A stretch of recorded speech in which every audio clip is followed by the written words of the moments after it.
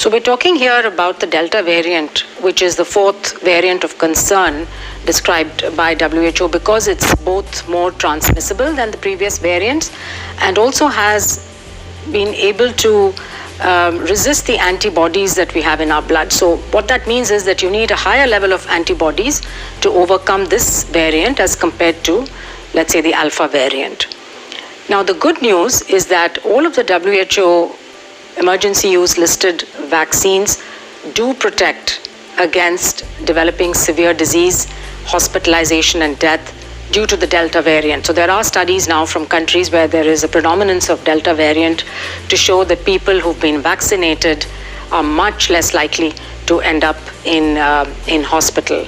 And you need the full course of vaccination in order to give you that full immunity to protect you against the Delta variant. So the important thing is, if you have access to a vaccine that's approved by WHO, please do take it and take the full course so that you can be protected both against the Delta and other variants of COVID.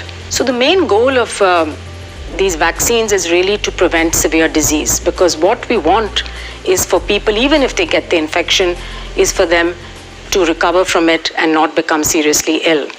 So that's something that all of these vaccines do really well. Of course, there are different levels. You read about the efficacy trials. They may range from 70 to 90%.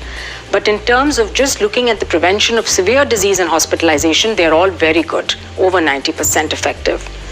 Again, they vary in the protection against getting infection.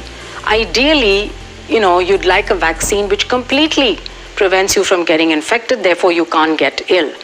But none of the vaccines that we have currently are 100% protective.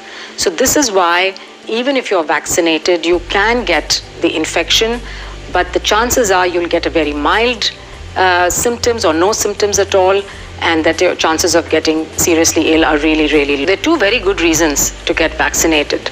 The first is to protect yourself from getting severely ill if you catch the infection. We know that there's a certain proportion of people of all age groups who do get severely ill, and you could have a chance of dying from this disease, and this is what we want to protect. So that's why you want to get vaccinated in the first place.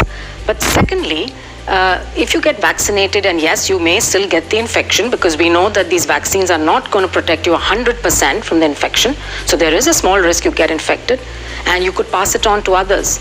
Why do you want to take the risk of doing that? Why do you want to be one person in the chain of transmission?